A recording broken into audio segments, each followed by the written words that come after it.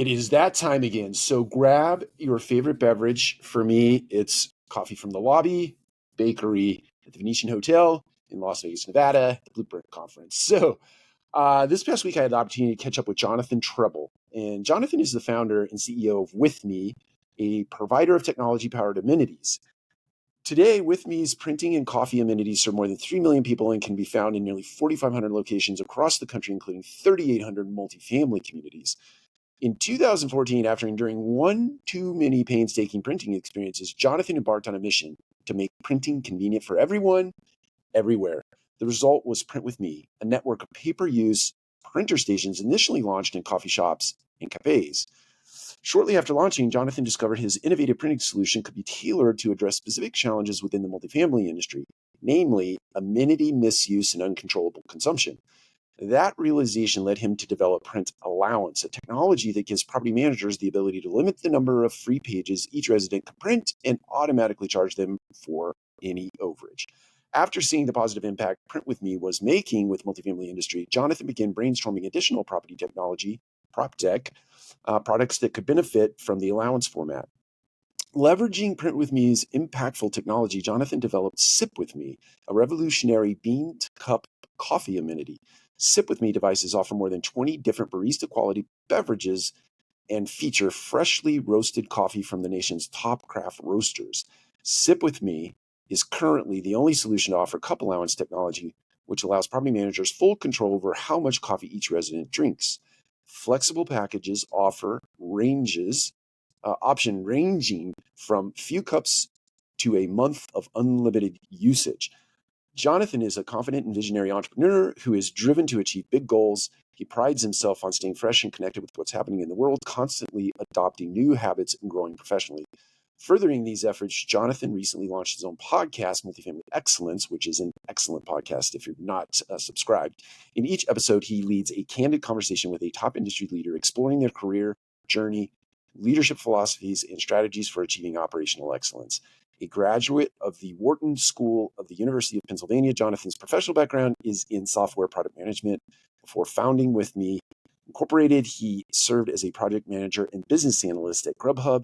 In his spare time, you can find Jonathan traveling around the world, spending time with his family, and getting on stage at a piano bar. Now, this conversation had a through line of leadership and really the journey that Jonathan made through entrepreneurship and starting with me, and all the lessons that he learned along the way, some of the fantastic highlights and some of the not so fantastic highlights. So I think you will really enjoy this conversation. Again, grab your favorite beverage and tune in.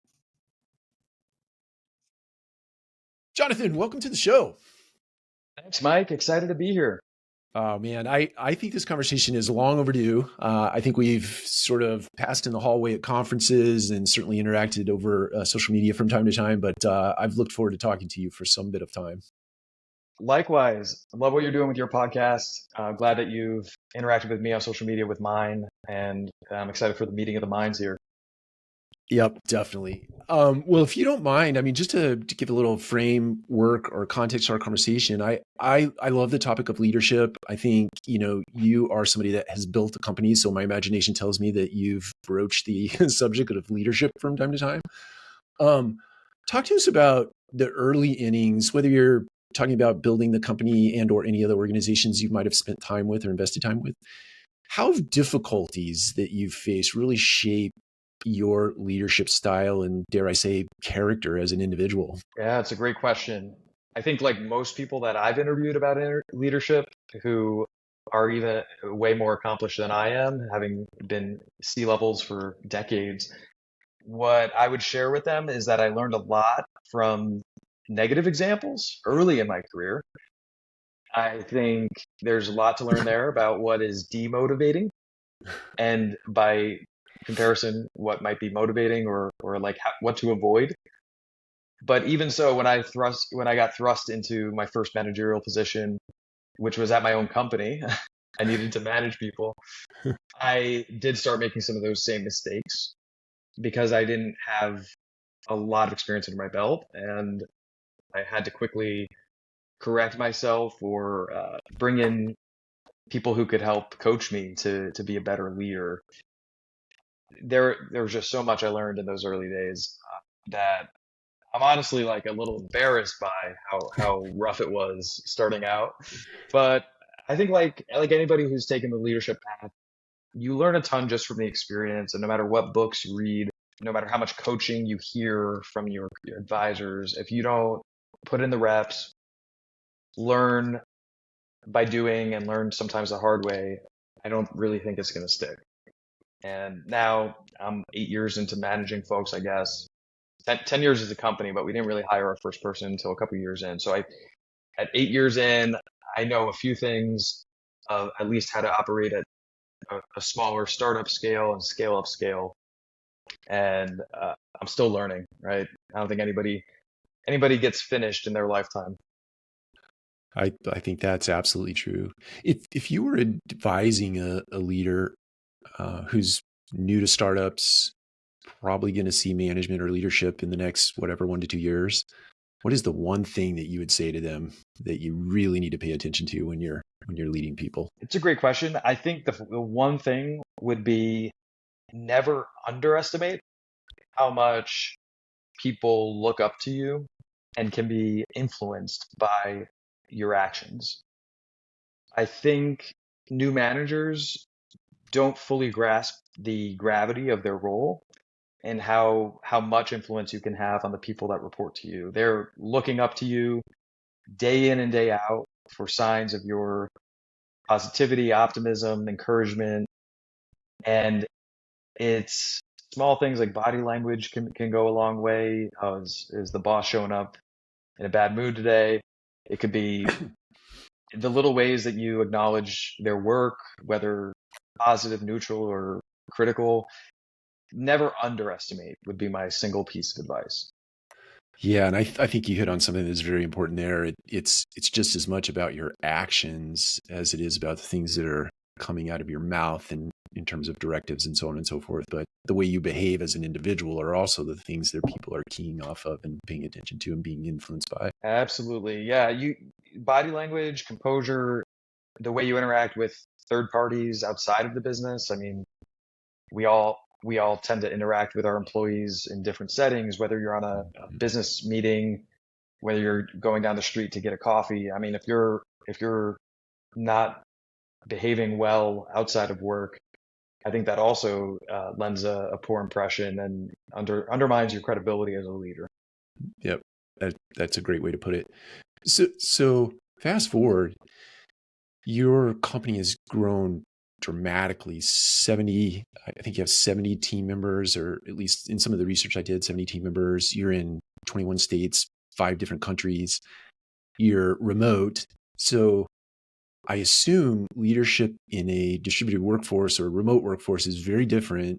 Maybe some of the fundamental principles are still the same, but it's a different experience. So can you sort of tell us about the difference between the two, where you're leading in person versus remotely, and what are the things you need to pay attention to there? I think the biggest thing to pay attention to is that the communication channels need to change. When you're in an office, and I remember it very well, it was only a few years ago, you can walk around the office and manage the way that you manage, whatever way that is, in person. And it's immediate, it's direct, and there's a lot of communication information that can be transmitted through your body language. Mm-hmm. When you go virtual, remote, you have none of that body language. You have maybe some of it on video, but at least in my role as CEO, I'm rarely on video calls with the frontline now, the individual contributors that now make up about half of our workforce or more. And so my communication needs to be much more intentional, thoughtful, and I guess doing the same thing, trying to encourage and inspire the same way that I would in an office, but doing that through virtual means. And usually these days that's Slack messages. And even just in the text form, I haven't yet gotten to the point where I'm uploading videos on a Monday morning saying hello to everyone. I think that's actually not a bad idea as I think about it. But right now it's a lot of text communication. I do a lot of Slack updates. I send emails frequently. You lose a lot of the tonality and body language. In fact, all the body language in that. And you have to be careful and intentional. What I hear a little bit in there, and I don't want to put words in your mouth, is that there's a discipline in the way of, and you said this in a video that I was watching prior to jumping on with you, but cadence and routine are really important as it relates. Let's just apply that to meetings in your organization. How do you sort of, in my head, if you're doing a good job of cadence and routine, some of that stuff that you lose in the way of body language and other signals, you get through the discipline of a routine. Is that fair to say, or would you frame that differently? Yeah, I think you can definitely convey that you're a consistent, disciplined leader by staying on the cadence.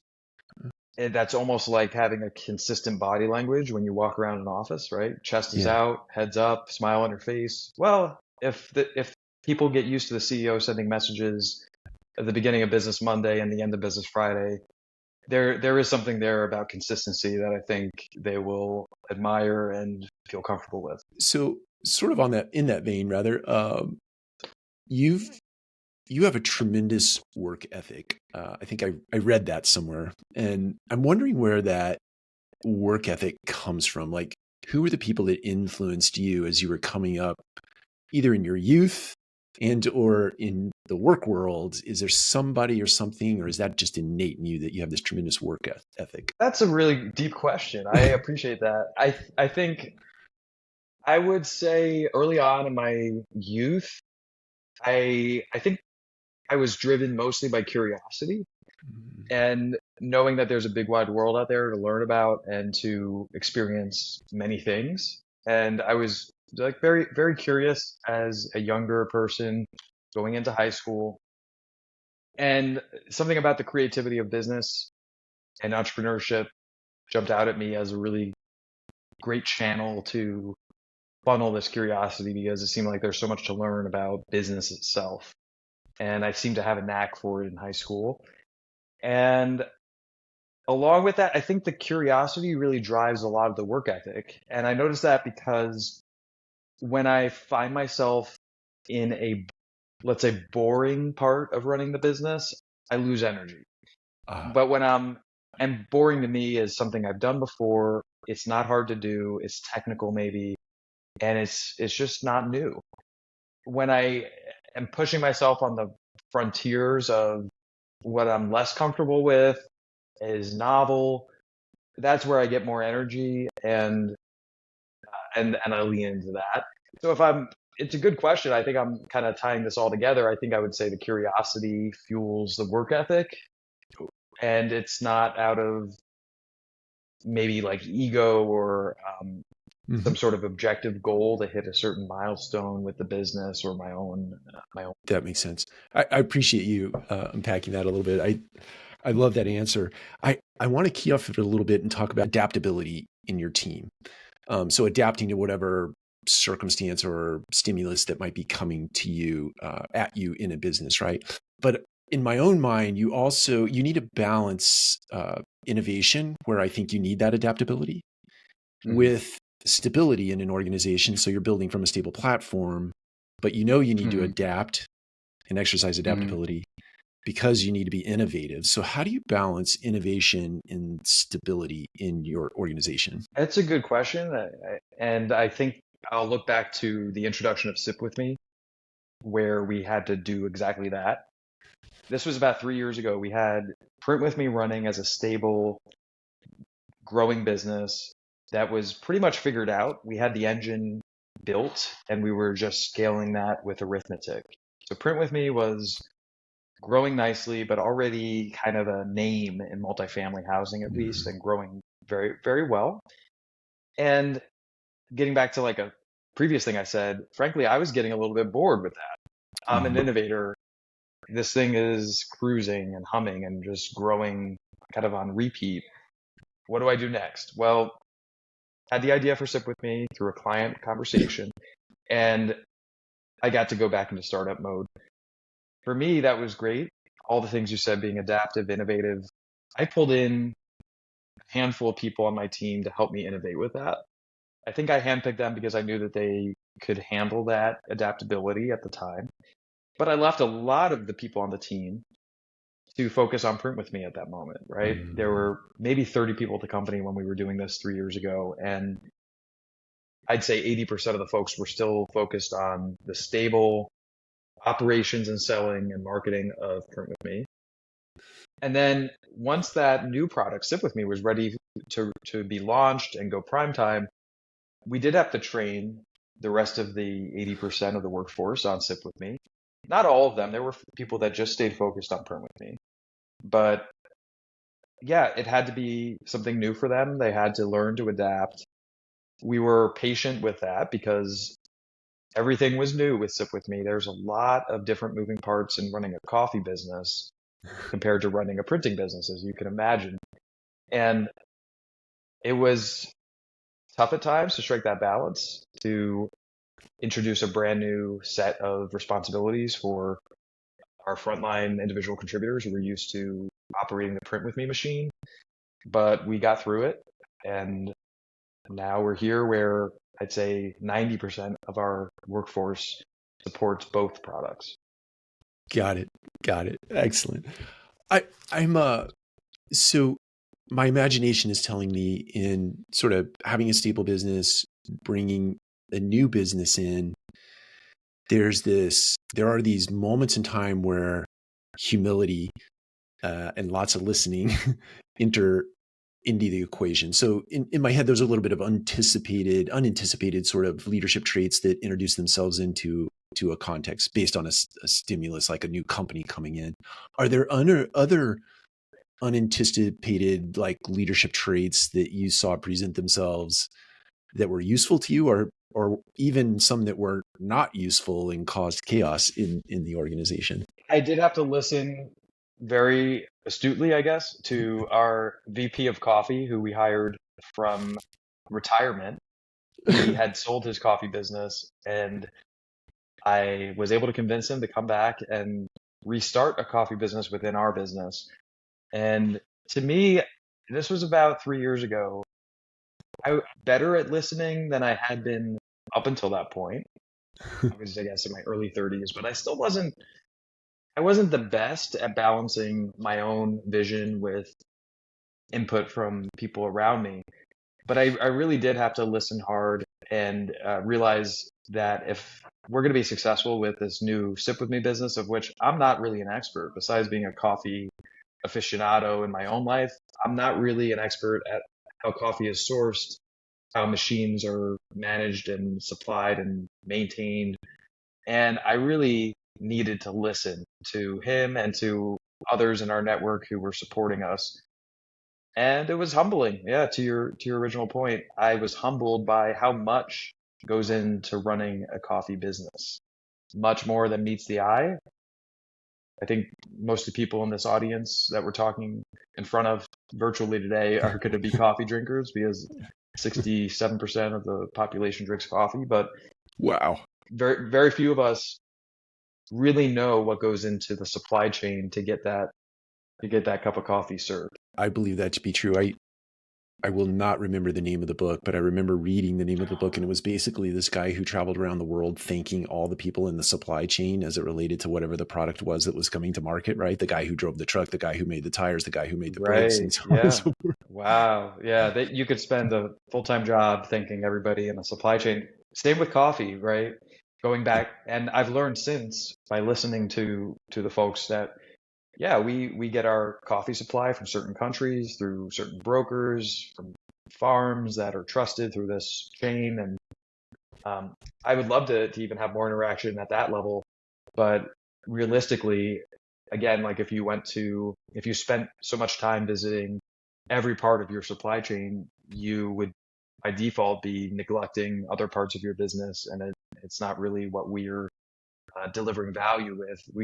Fortunately, with my company, we partner with local roasters and we promote those local roasters in our placements on the screens, we use their branding. We're doing that to support them. We don't charge them for that. They're getting more exposure. We're buying beans from them, and we've checked their own supply chain. So we're getting comfortable that they're sourcing ethically and fairly from farmers through their brokers. But yeah, I did have to listen because not only do we care about where we source our beans, we care about who's maintaining our devices in tertiary markets. Mhm. We care about the technology that's going into these devices through our manufacturer. There's just so much to learn about the coffee business that yeah, it was a humbling experience. I thought it'd be kind of easy because I think by year 7, I had rose-colored glasses about starting a company. Print with Me was going really well. When I look back, I kind of forgot how hard it was in the first couple years, 7 Sure. years prior. So I thought, oh yeah, I can do it over again. No problem. Here's a great idea. We'll be a big company again with this new product that will scale this in 5 years. We'll be in 10,000 locations. Just kind of that naivete of being a founder. I think a lot of founders suffer from that over optimism. Yeah. But yeah, I quickly learned by doing the coffee business that there's a whole lot to learn and you have to be patient. Yeah, definitely. And for whatever it's worth, I think that over optimism from an entrepreneurial perspective is really important. I mean, you almost have to over believe in what you're doing in order to make it happen. I want to switch gears for a second. My imagination tells me, maybe I read this, so correct me if I'm wrong, but you have a strong background in analyzing data and market trends. So let's call that data driven. But I have to imagine from time to time there are occasions in your company where you have data telling you one thing, but your gut is telling you something very different. And talk to me about times you've trusted your gut and not the data, and how that's worked out, whether it be good or bad. But I have to Yeah. believe as an entrepreneur, you've gone with your gut instead of the data sometimes, despite your background. Yeah, yeah, sure. I think the best example would be in the very early days of launching Print with Me.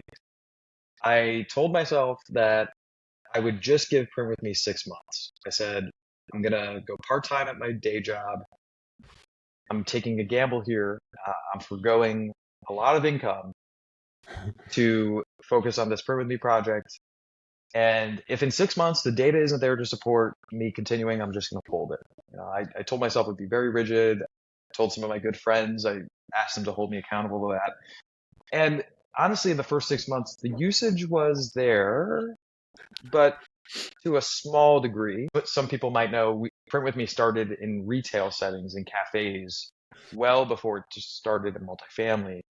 And the usage element was really what drove our revenue. If people weren't using it, we weren't making any revenue. This was a no fee partnership for the coffee shop. And I have to be honest, after 6 months, the data wasn't that great. It was the one thing that was good was that it was going up and to the right, but on a very low base of usage. There were coffee shops that were making anywhere from $30 to 100, maybe our best one, maybe $200 a month in revenue. But when you think about that at scale and think about how attractive of a business that is, it's going to take a whole lot of printers to turn that into a big business. But something in my gut just said, yeah, okay, 6 months have passed. There's not a lot of usage yet. And I threw the kitchen sink at trying to boost the usage in these cafes. But I feel that over time usage will increase and this business can become big.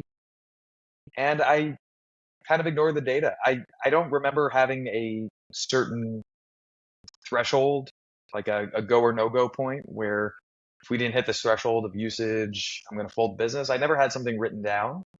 That would have been, I think, more interesting if I did. But I just had to trust my gut that usage would continue to increase and we'd find a way to make it work. And I have to ask, you're managing your own emotions in that. You're shoving off your accountability partners, despite the fact you said hold me accountable. You're shoving those up. You're managing your let's call them emotions through that process. You also have a team, right? Even if it's small at that point in time when Yeah. you're doing. Yep. How are you, from a leadership perspective, how are you managing the emotions of those around you who probably are reading some of the tea leaves and the signs that, hey, we may make it, we may not make it, how are you managing them in that context? I think that one trait that I've had that has been useful is over optimism.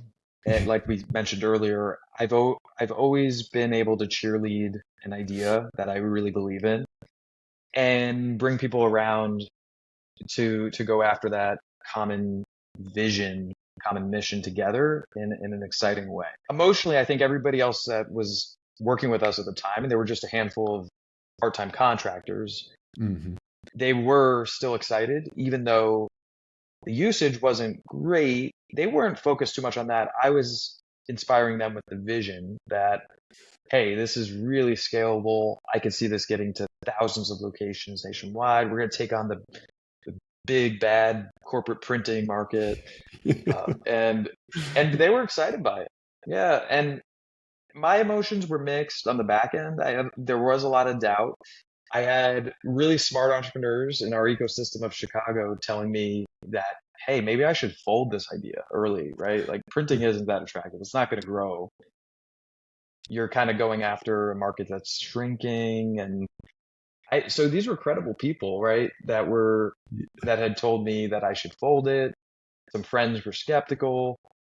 And I remember feeling a lot of doubt because of those inputs. And I did have a few people that were very supportive in my inner circle too. And that helped balance the mixed messaging.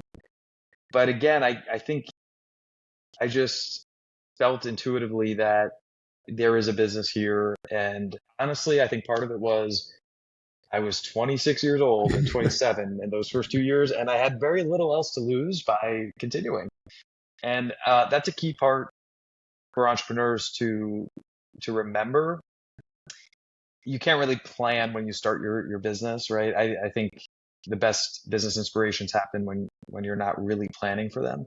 Right. But to the extent that you can maybe target which decade of your life they'll happen in, it's much easier to do that as a 20 something with very little to lose and a lot of energy to bounce back from a small loss if you do something that folds.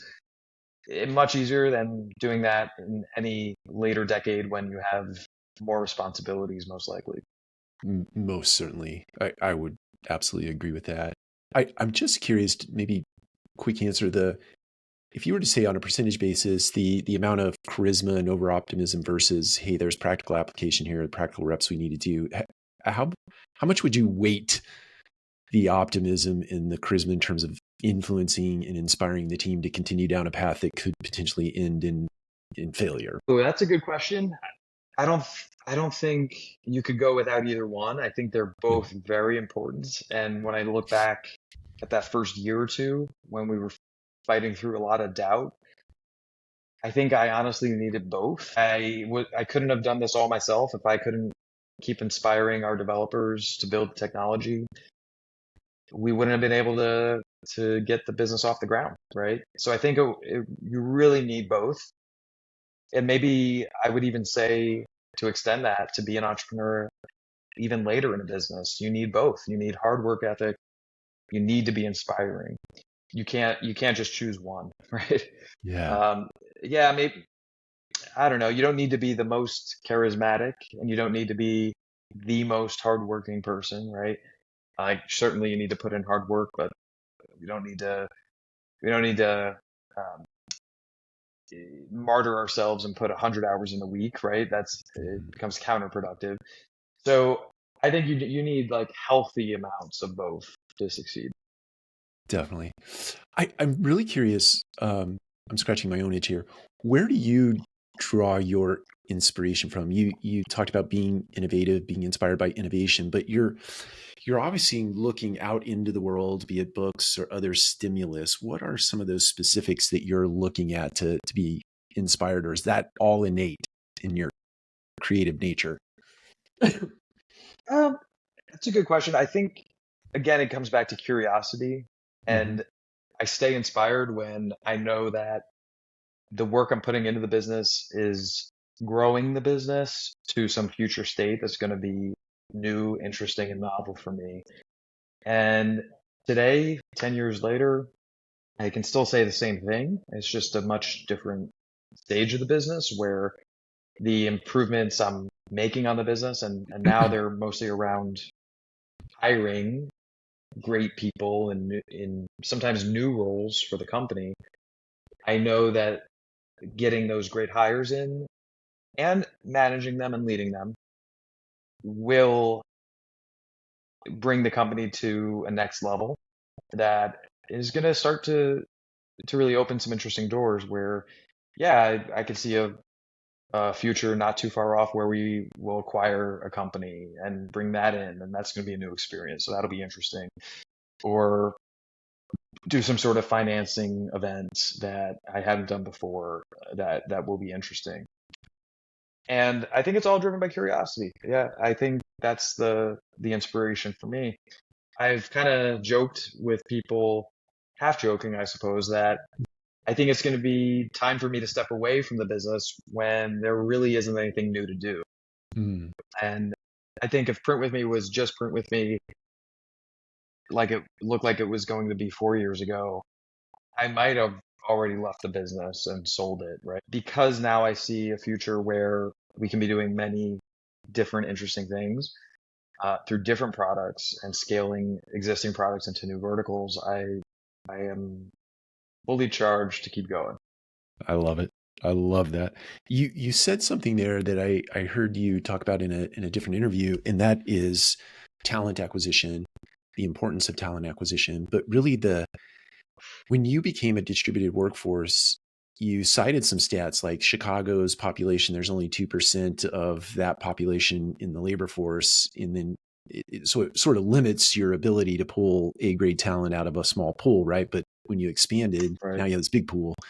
Talk to us about that dynamic in terms of attracting incredible talent to your organization. Yeah, it's something I'm really passionate about. And you're right. I think the number that I crunched is that about 2.8% of the workforce That was is it. within a commute of Chicago, right? Certainly it's a decent sized pool. Chicago's the third largest city and metro area in the country.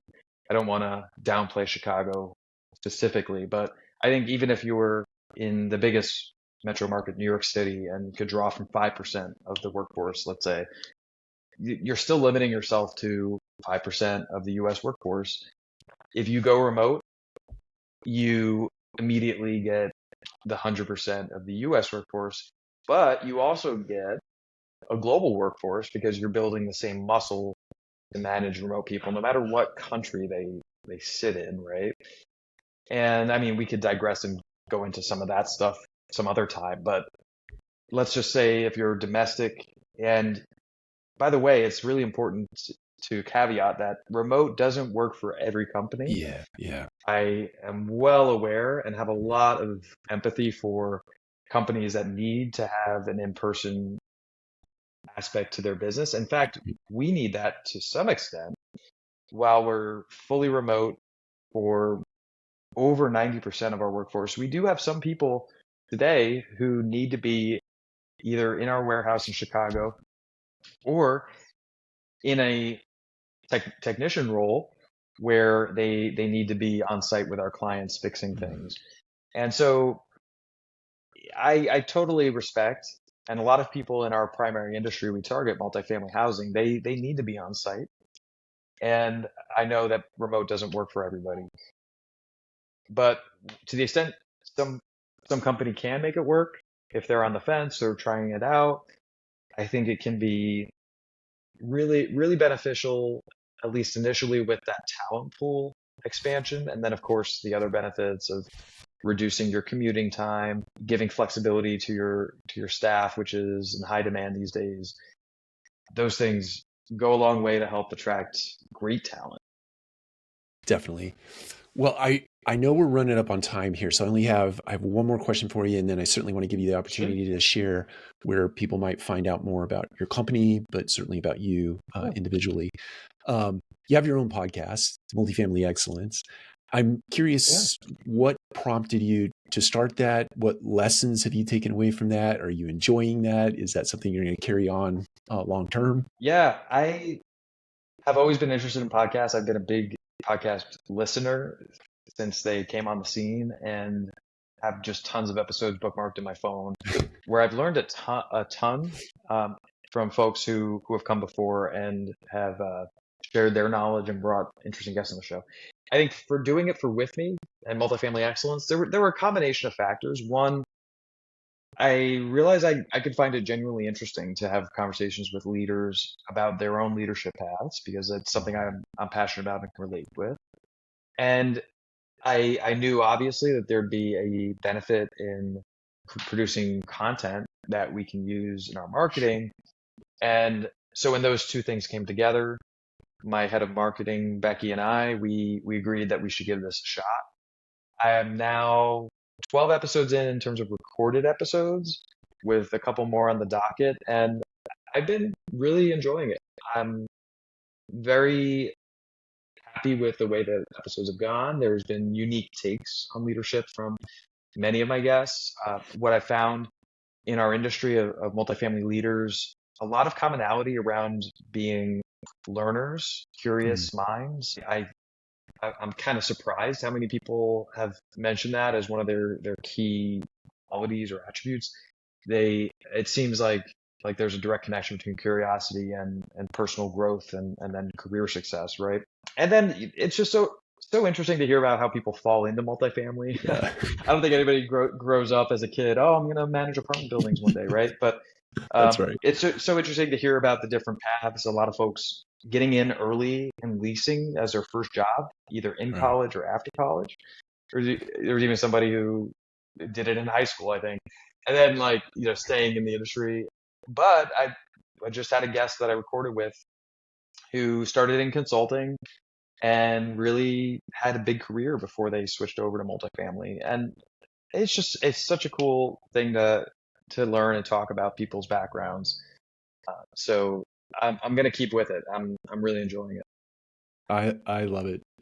I obviously have a bias for podcasts and love podcasts, and for all the same reasons, and probably a few more that you just cited. But Jonathan, it has been an absolute pleasure. I want to give you the opportunity to share where people might find out more about you or your company. Yeah, thanks, Mike. The pleasure's been all mine. I've really enjoyed it, and great questions, by the way. I can tell you're obviously very good at this. Yeah, if folks want to find out more about my company, encourage them to check out our website, withme.com. And if they'd like to reach out to me directly, I'm very open to that. My LinkedIn is pretty easy to find. It's just my name, Jonathan Treble. There aren't many of us out there, so I'll probably show up if you put me in. And I'm very happy to connect with folks of all backgrounds. And I really enjoy connecting with entrepreneurs, fellow entrepreneurs. So, but really, to the extent anybody wants to connect and talk about book recommendations or leadership, happy to connect. So thanks for asking that. Awesome. Well, we will link all that information up in our show notes. And once more, Jonathan, thank you very much for your time. Thank you, Mike. Really had a great time.